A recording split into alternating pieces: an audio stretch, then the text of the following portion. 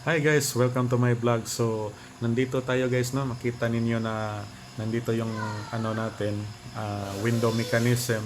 So, check it out guys para makita ninyo kung paano to ikabit sa Pajero natin. Check it out guys. Sa pagtanggal nito guys, kita nyo naman tong door sa Pajero natin. So, pagtanggal nito guys, yan.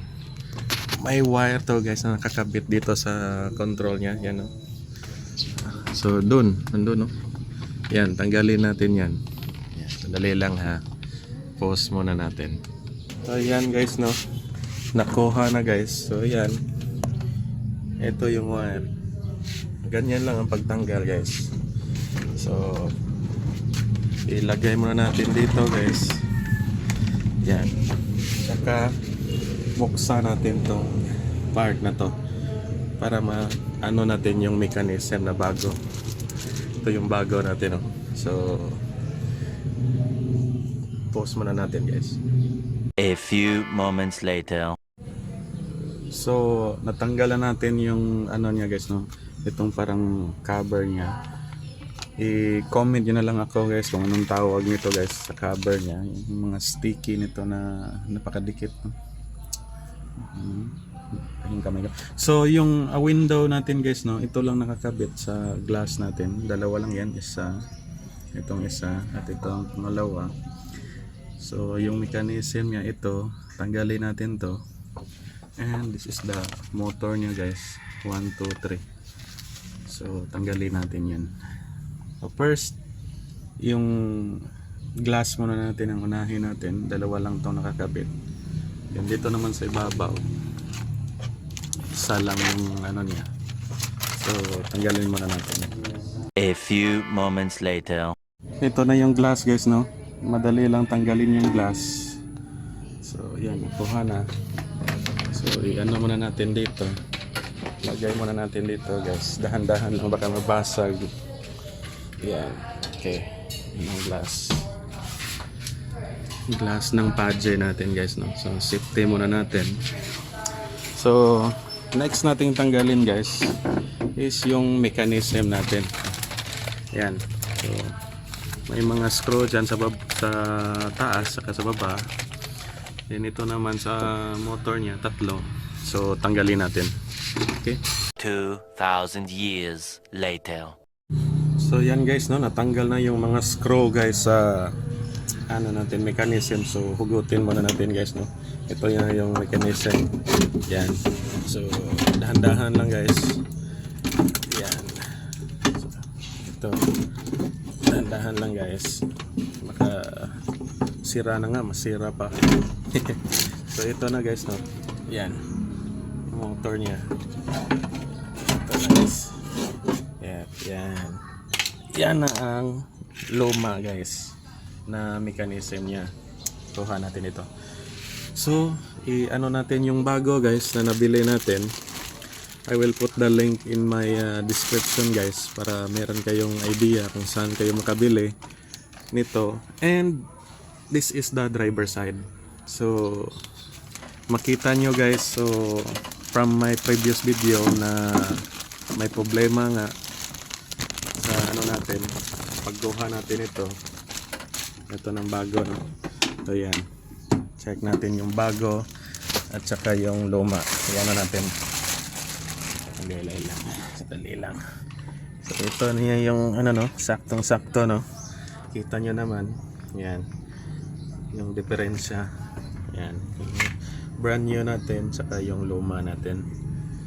Yan. So sige, yan na natin. Lagay natin, install na natin to. And ano guys, i-post muna natin kasi mahirapan tayo sa kalisod nito sa pagtaod, paglagay itong mechanism. Okay, so sige guys. 2,000 years later. So ito na guys, no, na install na natin. Ayan yung ano natin, mechanism natin. Problema lang guys sa isang screw guys, ito is hindi siya ano sa taas, no. Medyo na natin Hindi maano eh. Problema, medyo mataas to. Yung old screw niya. So, ang gawin ko na lang guys, wala akong ibang screw.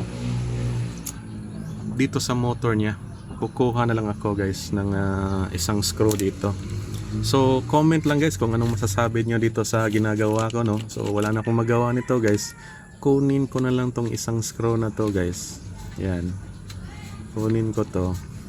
Yan. So, kulang ng screw na dyan. So, bahala na siya dyan, no? Wala na akong magagawa niyan dyan. Dito ko na lang ilalagay guys. Yan. Yan. So, comment lang kayo guys, no, kung anong masasabi nyo sa ginagawa ko guys. So pag mayroon tayong extra screw dyan guys na makita, saka na natin lagyan yun. So yan. Yan na, no, kompleto na guys. So ay assemble na natin lahat, no, yung ibang mga parts saka itong cover nya. So ano guys, post na naman tayo guys para sa pag ano nito, install nito, yung mga cover nya. Okay? 2,000 years later. So, na ano na natin guys, no? Medyo natagalan lang konti.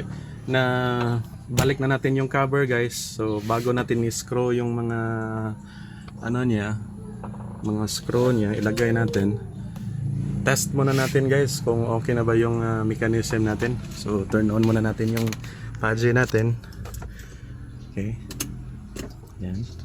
Indicators niya. Then, start. Okay, wow. So, okay pa yung pudgy natin guys, no? One click lang. And, so, tignan natin yung mechanism guys. Kung okay na ba. Wow.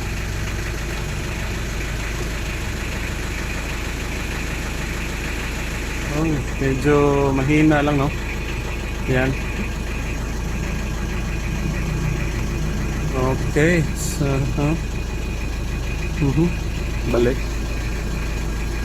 Oh. Yan. So, medyo okay na siya guys, no? Yan. Yan. So, okay na yan guys. Ito yung luma na ano natin. Luma na mechanism. Saka na-install na natin yung bago. So I hope na itong DIY natin guys is nakatulong sa inyo. Please don't forget to like, subscribe my channel. Thank you guys for watching. Bye bye. Thank you.